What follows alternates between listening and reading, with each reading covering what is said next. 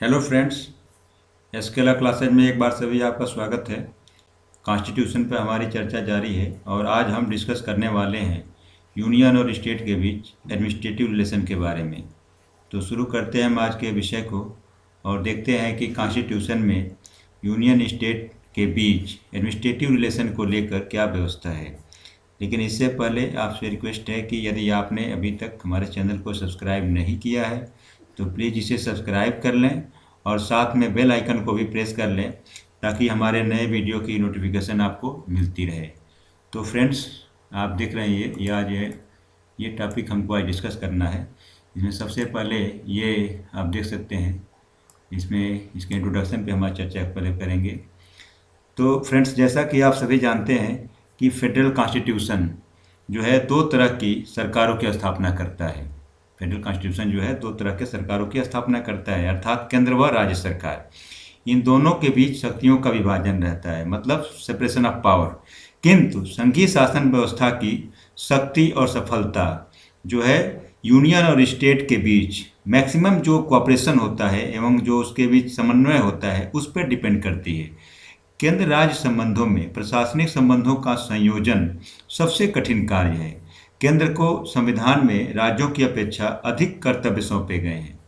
देश में विधि व्यवस्था बनाए रखने का उत्तरदायित्व केंद्रीय सरकार का है। ऐसी स्थिति में यदि केंद्र को कुछ अधिक शक्ति न प्राप्त हो तो प्रशासन तंत्र का सुचारू रूप से संचालन नहीं किया जा सकता है। प्रशासकीय कठिनाइयों को दूर करने के लिए ही हमारे संविधान निर्माताओं ने संविधान में आवश्यक प्रोविजन भी बताए हैं और संसदीय विषयों के प्रशासन के लिए राज्यों के ऊपर आवश्यक नियंत्रण की शक्ति प्रदान किए हैं। तो फ्रेंड्स, आर्टिकल 256 से लेकर 263 तक ये जो है आप देख सकते हैं, आर्टिकल 256 से लेकर आर्टिकल 263 का संबंध संघ व राज्यों के बीच प्रशासनिक संबंधों के आदान प्रदान से है। संविधान के अंतर्गत केंद्र और राज्यों के बीच दो प्रकार के प्रशासकीय संबंधों की स्थापना की गई है। आप देख सकते हैं, हमने दोनों को मेंशन कर दिया है कि केंद्र और राज्य के बीच जो एडमिनिस्ट्रेटिव रिलेशन है उनको लेके दो तरह की व्यवस्था है। मतलब सबसे फर्स्ट क्या है कि in emergency period, and second क्या है इन नॉर्मल सर्कमस्टांसेस। मतलब क्या हुआ इसका कि इसका मतलब साफ साफ है कि संकट काल में और सामान्य परिस्थितियों में केंद्र व राज्य में जो है प्रशासनिक संबंध को लेके अलग अलग व्यवस्था है। तो सबसे पहले हम जो है इमरजेंसी पीरियड के बारे में जान लें कि संकट काल में यानी जो है इमरजेंसी पीरियड में जो राष्ट्रपति के द्वारा आर्टिकल 356 के अंतर्गत जो है आर्टिकल 356 के अंतर्गत किसी राज्य में संवैधानिक तंत्र के विफल होने पर उस राज्य में राष्ट्रपति शासन लागू करने की स्थिति में केंद्र सरकार उस राज्य का सारा प्रशासनिक नियंत्रण अपने हाथ में ले लेती है और इस प्रकार उस राज्य की संविधान द्वारा प्रदत्त स्वतंत्रता निलंबित हो जाती है, यानी सस्पेंड हो जाती है और केंद्र सरकार एकात्मक रूप से उस राज्य पर शासन करती है। अब हम देखेंगे कि जो है सामान्य परिस्थितियों में यानी नॉर्मल सर्कमस्टांसेज में जो है केंद्र व राज्यों में प्रशासनिक संबंध को लेकर क्या व्यवस्था है। तो जो सामान्य परिस्थितियों में संविधान राज्यों के ऊपर केंद्र के नियंत्रण का जो बंद करता है उसको हम ये निम्नलिखित शीर्षकों के अंतर्गत, ये जो पॉइंट है 5 पॉइंट है, इनके अंतर्गत हम इनको समझ सकते हैं। जिसमें सबसे पहले देखिए, आप देखें कि डायरेक्शन बाय द यूनियन, आप ऐसे एक एक करके देख सकते हैं कि डायरेक्शन बाय द यूनियन, आप ऐसे सबसे पहले ये देखें कि direction by the union to the state government जो आर्टिकल 256 से लेके और 257 तक बताया गया है। नेक्स्ट है जो आपका वो है direct delegation of union function to the state. Third है ऑल इंडिया सर्विसेज के बारे में। नेक्स्ट है ग्रांट इन एड और आखिरी जो है full faith and credit clause है। तो अब फ्रेंड्स जो है हम एक एक करके इन पांचों के बारे में पढ़ेंगे, ठीक है।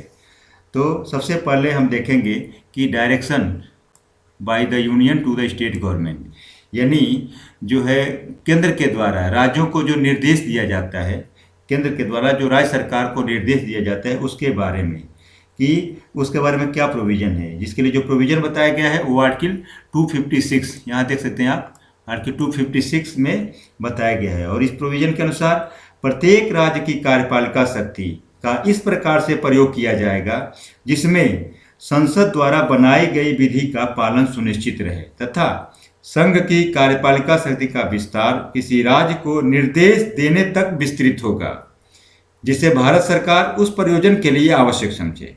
केंद्रीय सरकार को ऐसी शक्ति इसलिए प्रदान की गई है ताकि केंद्रीय विधान के प्रशासन में कोई बाधा उत्पन्न न हो। आर्टिकल 257 यहाँ देख सकते हैं आप कि आर्टिकल 257 को भी मेंशन किए हैं। आर्टिकल 257 में यह बताया गया है कि प्रत्येक राज्य अपने एग्जीक्यूटिव पावर का इस प्रकार प्रयोग करेगा जिससे संघ की एग्जीक्यूटिव पावर के प्रयोग में कोई अड़चन न आवे, यानी कोई बाधा न आवे। इसके अतिरिक्त केंद्र राज्य को राष्ट्रीय या सैनिक महत्व के संचार साधनों के निर्माण और राज्य के अंदर रेलों की रक्षा के लिए किए जाने वाले उपायों के बारे में भी निर्देश दे सकता है। केंद्र सरकार को किसी सड़क या जल मार्ग को राष्ट्रीय राजमार्ग या राष्ट्रीय जल मार्ग घोषित करने की शक्ति प्राप्त है। फ्रेंड्स, अब हम जो है ये दूसरा पॉइंट जो हमारा है कि delegation of union function to the state, इस पे हम डिस्कस करने वाले हैं। अर्थात जो है संघीय कृत्यों को राज्यों को सौंपने के बारे में जो क्या प्रोविजन है, और इसके लिए जो प्रोविजन बताया गया है वो आर्टिकल 258 में बताया गया है। और इस प्रोविजन के अनुसार संसद राज्य सरकार की सम्मति से संघ के एग्जीक्यूटिव पावर से संबंधित किसी विषय को उस सरकार को मतलब क्या, केंद्र सरकार, राज्य सरकार को या उसके पदाधिकारियों को सशर्त सौंप सकती है, यानी कंडीशनल जो है या कंडीशन लगा है, सशर्त सौंप सकती है। संसद को संघ के विधियों के क्रियान्वयन के लिए यानी इम्प्लीमेंटेशन के लिए राज्य के प्रशासन तंत्र का प्रयोग करने की भी शक्ति है। फ्रेंड्स, केंद्र की तरह राज्य सरकारें भी अपने कार्यों को यानी अपने कृत्यों को संघ सरकार को सौंप सकती हैं। अर्थात ऐसे किसी विषय से संबंधित शक्ति जिन पर राज्य की कार्यपालिका शक्ति का विस्तार है, भारत सरकार के सम्मति से केंद्र सरकार को या उसके पदाधिकारियों को सशर्त या बिना शर्त सौंप सकते हैं। तो फ्रेंड्स, अब जो है हम ये तीसरा जो हमारा पॉइंट है इसके ऊपर चर्चा करेंगे जो एडमिनिस्ट्रेटिव रिलेशन से संबंधित। ये भी बड़ा इंपॉर्टेंट है, अक्सर कंपटीशन वगैरह में ऑल इंडिया सर्विसेज के बारे में पूछा जाता है अलग से क्वेश्चन, तो इसके बारे में जानना जरूरी है।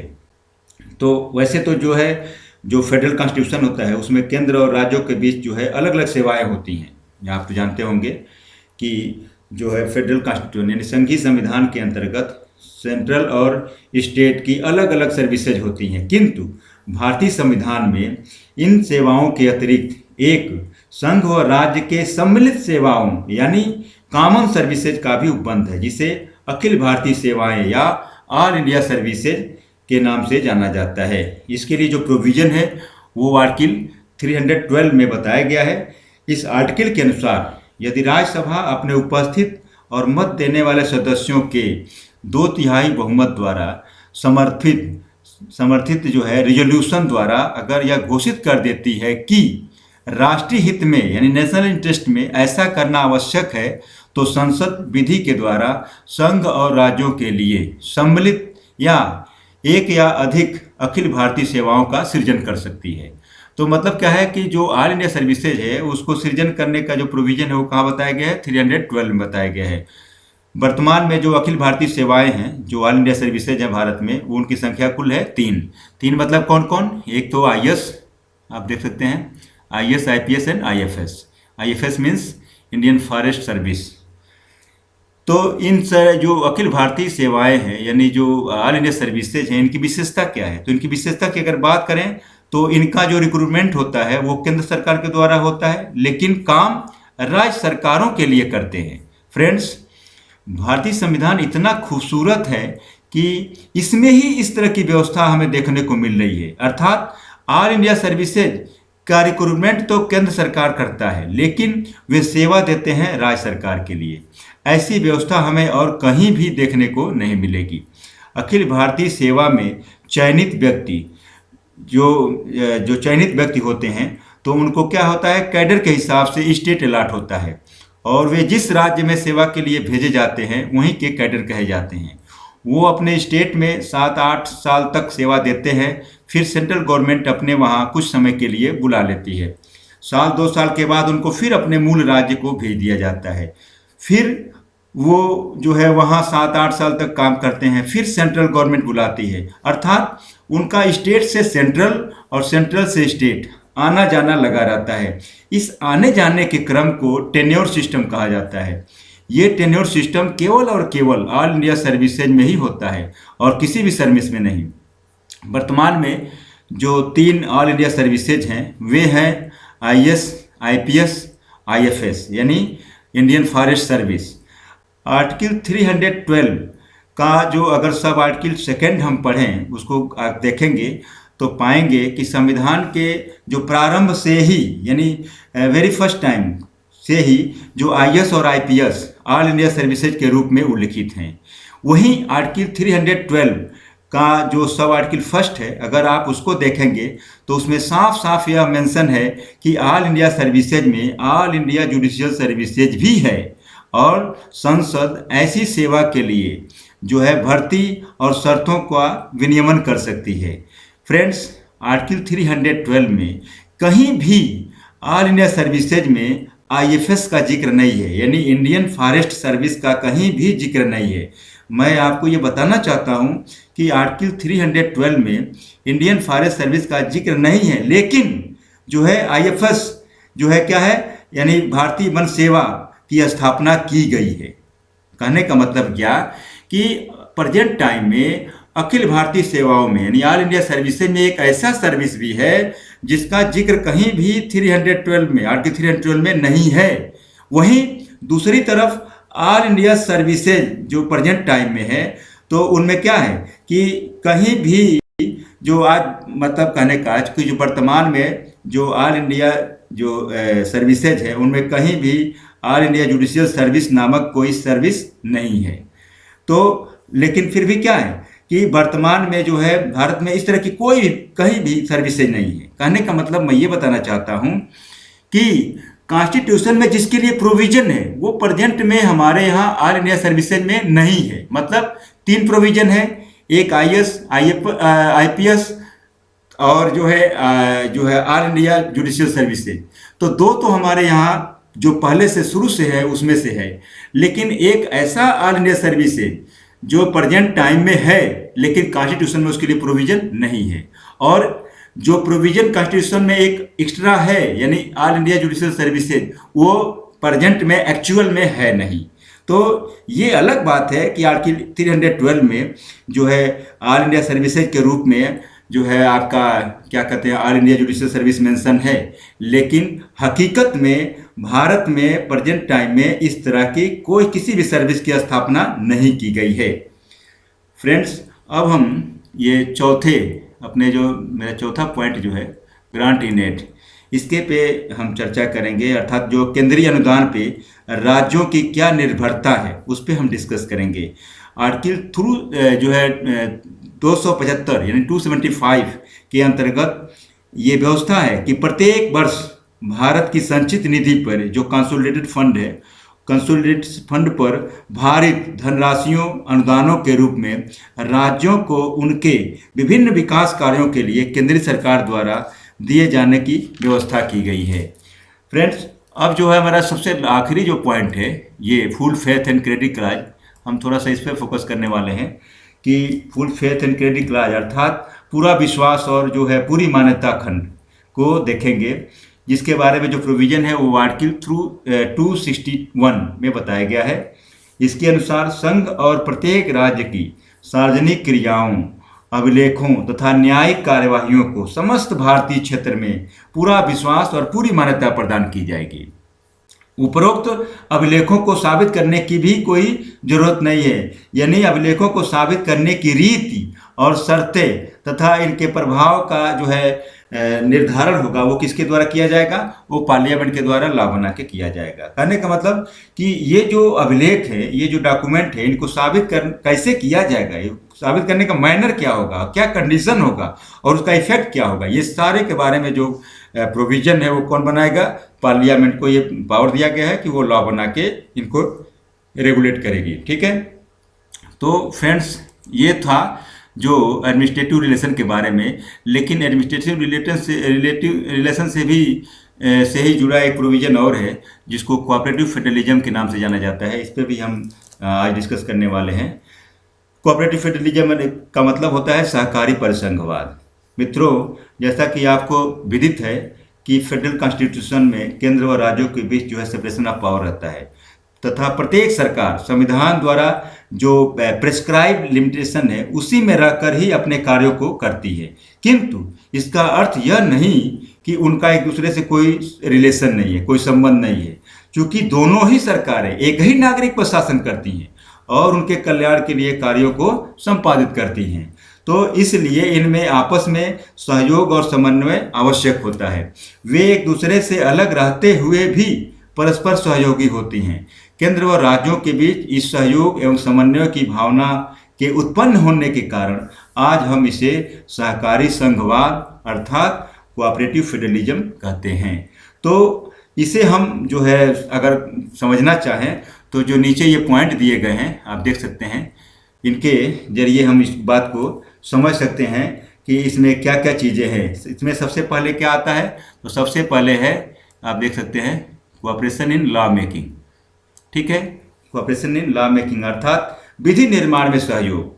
तो विधि आर्टिकल जो 252 है, ये इसमें ये प्रोविजन बताया गया है आर्टिकल 252 के अनुसार कि यदि 2 या अधिक राज्यों के विधानमंडलों द्वारा इस बात का कोई रेजोल्यूशन पास कर दिया जाता है कि राज्य सूची के किसी विषय पर संसद को विधि बनाना वांछनीय है, तो संसद उस विषय पर विधि बना सकती है।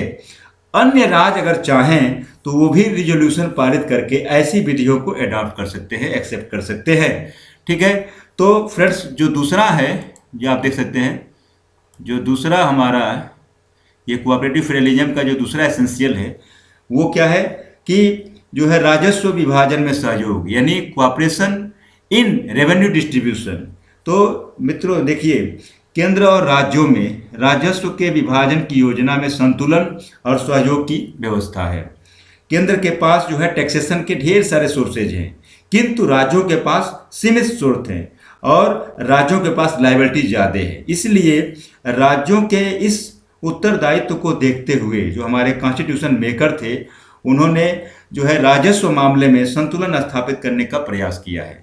राज्यों द्वारा जो भी कर लगाया जाता है उससे जो रेवेन्यू जनरेट होता है वह सब राज्यों द्वारा ही प्रयोग किया जाता है। जैसे आपका सीमा शुल्क है, निगम कर है, यहाँ तक कि केंद्र को जो आयकर मिलता है उसमें से भी लगभग 80% राजस्व जो है राज्यों को उनकी आवश्यकता अनुसार सौंप दिया जाता है। इसके बारे में डिटेल में हम जो है फाइनेंशियल रिलेशन जब हम पर लेक्चर देंगे तो उसमें ज़्यादा हम इस पर डिस्कस करेंगे। इस कड़ी में जो तीसरा पॉइंट है आप देख सकते हैं, जो तीसरा पॉइंट है वो है एडमिनिस्ट्रेटिव कोऑपरेशन, यानी जो है प्रशासनिक सहकारिता। तो भारतीय संविधान में केंद्र व राज्यों में प्रशासनिक संबंधों के बारे में डिटेल में हमने पहले ही डिस्कस कर लिया है। केंद्र की संपत्ति चूंकि राज्यों में होती है, राज्य ही उनकी सुरक्षा करते हैं, उनकी देखभाल करते हैं। केंद्र के निर्देशों का पालन भी राज्यों के द्वारा ही किया जाता है। इसके अलावा अखिल भारतीय सेवाएं ये सारे जो है एडमिनिस्ट्रेटिव कोऑपरेशन का हिस्सा है। तो हम ये ध्यान दिलाना चाहते हैं आपको कि यहाँ ऑल इंडिया सर्विसेज में हम उन्हीं चीज़ों को फिर उल्लेख करेंगे जो हमने अभी जो है आपके थोड़ी देर पहले जो है इस टॉपिक में यहाँ हमने 312 की चर्चा किया था। तो सेम वही चीज़ हमको यहाँ भी बताना है। ठीक है, और इसके बारे में डिटेल में हम वहाँ देख चुके हैं, तो हमें नहीं लगता कि अब फिर हमें उसको रिपीट करना चाहिए। ठीक है, जिसके बारे में हम ये पहले ही बता दिए हैं। अब जो है आर्टिकल 263 ये आप देख सकते हैं कि आर्टिकल 263 जो इंटर स्टेट काउंसिल के बारे में बात करता है, इसके लिए उस प्रोविज़न बताया गया है 263 में। और इस प्रोविज़न के अनुसार क्या है कि केंद्र व राज्यों के बीच समन्वय स्थापित करने के लिए राष्ट्रपति को एक जो है इंटर स्टेट काउंसिल यानी अंतर्राज्यीय परिषद की स्थापना करने की शक्ति प्राप्त है। और ऐसा होता कब है, तो ऐसा तब होता है जब राष्ट्रपति को यह प्रतीत हो कि इसकी स्थापना से लोक हितों की यानी पब्लिक इंटरेस्ट जो है उसकी पूर्ति होगी। इसके अलावा आप देख सकते हैं। इसके अलावा एक और प्रोविजन है जो 262 में बताया गया है कि adjudication of dispute relating to water of inter state rivers. मतलब क्या हुआ कि जो अंतर्राज्यीय नदियों या जल संबंधी विवादों के निपटारे का प्रावधान बताया गया है। किसमें? आर्टिकल 262 में। ठीक है, इस प्रोविजन के अनुसार संसद विधि के द्वारा अंतर्राज्यीय नदियों या उनके जल के प्रयोग या उस जल के वितरण या उसके नियंत्रण से संबंधित किसी विवाद के निपटारे के लिए सुप्रीम कोर्ट के अतिरिक्त अन्य किसी निकाय की स्थापना कर सकती है। मतलब क्या हुआ कि सुप्रीम कोर्ट में तो ये पावर पहले से ही है और पार्लियामेंट चाहे तो क्या कर सकती है कि सुप्रीम कोर्ट को जो ये पावर दिया गया है अंतर्राष्ट्रीय जल विवाद को निपटाने का, तो सुप्रीम कोर्ट के अलावा भी किसी संस्था को एस्टेब्लिश कर सकती है और उसको वो पावर दे सकती है जो सुप्रीम कोर्ट के पास है। तो संसद ने अपनी इस शक्ति का प्रयोग करते हुए जो है क्या है कि रिवर बोर्ड एक्ट 1956 आप देख सकते हैं, रिवर बोर्ड एक्ट 1956 और जो है inter state river water dispute act यानी अंतर्राज्यीय जल विवाद जो है ये निपटारा अधिनियम जो बनाया गया 1956, तो ये 2 पारित किया है संसद ने अपने उस पावर को एक्सरसाइज करते हुए। तो फ्रेंड्स, आज के वीडियो में बस इतना ही। अपने अगले वीडियो में हम फाइनेंशियल रिलेशन पर डिस्कस करेंगे। फ्रेंड्स, आपको ये वीडियो कैसा लगा कमेंट करके ज़रूर बताइएगा और अगर पसंद आया हो तो लाइक, सब्सक्राइब और शेयर जरूर कीजिएगा। So thank you friends for watching my video. Thank you.